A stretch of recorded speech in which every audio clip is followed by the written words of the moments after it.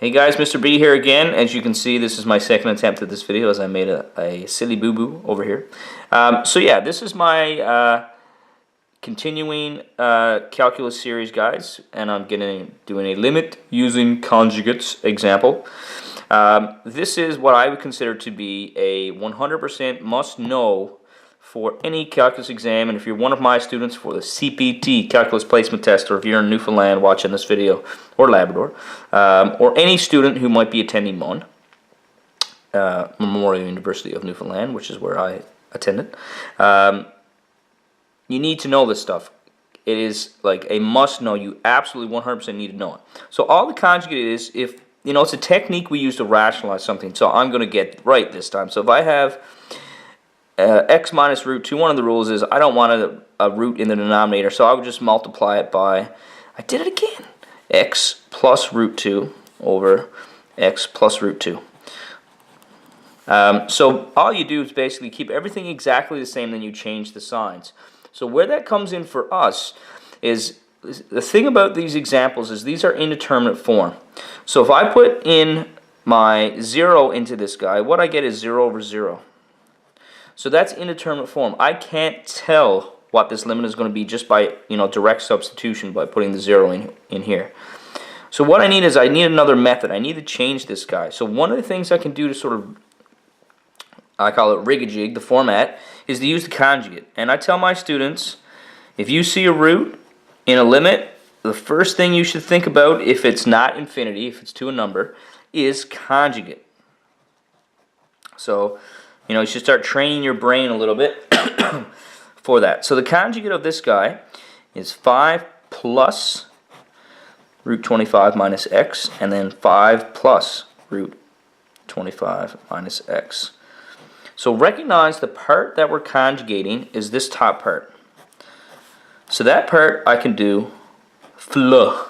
First last. You know, you drop the OI of FOIL, so it's fl. So the reason why we can do that is because these are the opposite signs. And I don't know if I said it up here, but it's like the difference of squares effect. So you can do the first and the last, and that's all you have to do. The bottom part I never touch.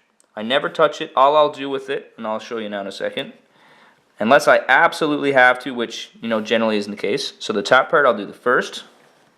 So 5 times 5 is 25, last time I checked. And then root 25 minus x times root 25 minus x. Well, one of them is minus, so that's why I got the minus sign there.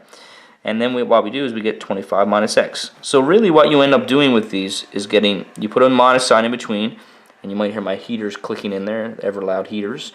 We're still in the grips of winter here in April, and you would not believe the snow that we have here.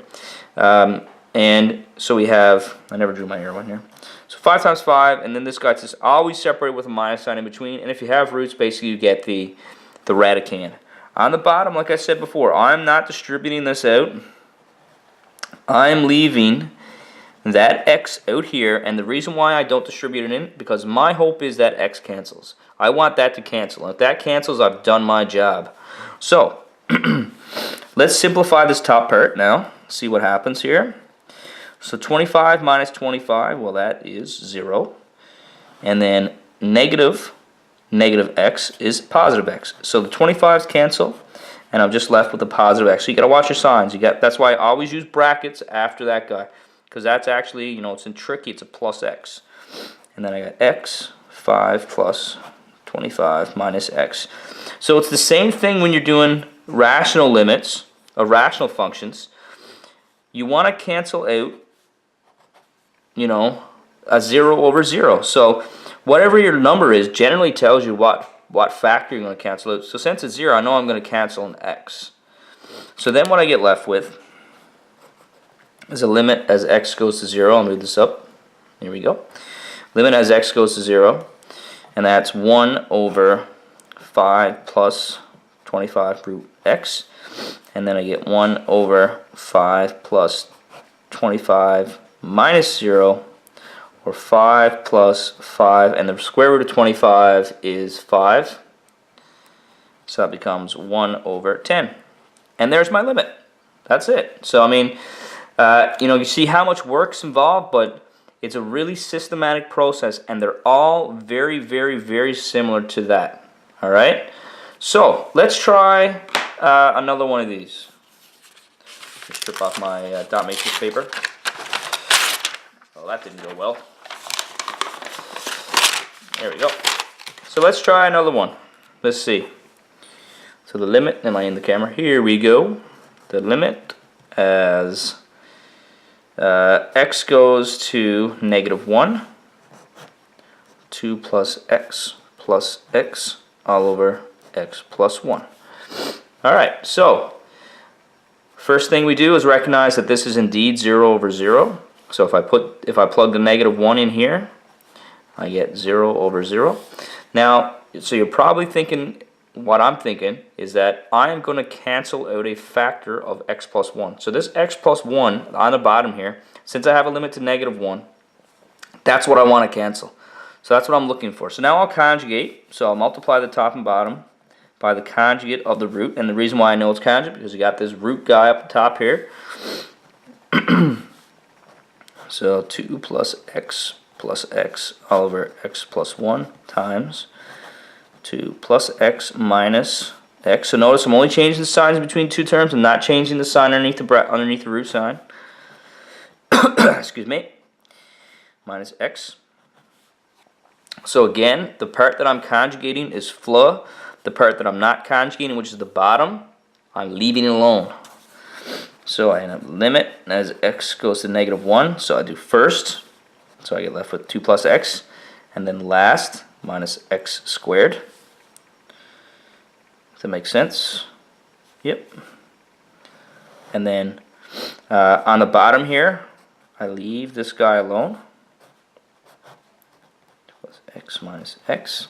So if you look what I have in the top here, I have a quadratic. So let me just rearrange this. Actually, I'll write it to the outside here. So I got -x squared plus x plus 2. So I'll rewrite that. The only thing I'm going to do a little bit different is I'm going to flip the signs. So the reason why is because I don't like having a negative in front of my x squared. So instead of having a negative, I'm just going to take a negative outside the brackets.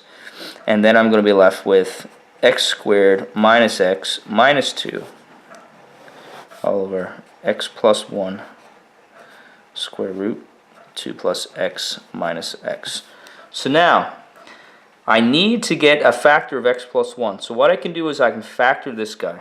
So x squared minus x minus 2. So it's what adds to give me -1, multiplies to give me -2. So the numbers that work for that would be plus 1 and minus 2. So my factored form would be x plus 1, which is no surprise because I have that x plus 1 right there. So that should give you a hint that that factor is there. And then x minus 2. And just remember to tack that negative on the outside there. It's a negative x plus 1, x minus 2, all over x plus 1, and then square root 2 plus x minus x. Alright, so what we do now is we cancel our x plus 1's, just like that. So that's our 0 over 0, eliminate it. So we've done that. And then we have the limit as x goes to -1. And I have negative x minus 2 all over square root 2 plus x minus 1, or minus x, sorry. Now I go ahead and sum my number in. So I get -1 minus 2 all over square root 2 plus -1 minus -1. Run out of space here, so I'm going to start going right. So this guy right here, that's -3, so it's 3 in the top. And then I have square root of 1. So 2 plus, so it's 1 plus 1, so that becomes 3 over 2. Alright guys, so there's a couple of, fairly straightforward conjugate examples. So I've got at least 2 more videos on the conjugate coming your way. There's probably already a couple on my channel. So hope this helped you guys out on your quest in your calculus exam. So thank you very much. Have a great time studying. Follow me on Twitter. Like, subscribe, do whatever. Tell me I suck. Yeah. See ya. Thanks, guys.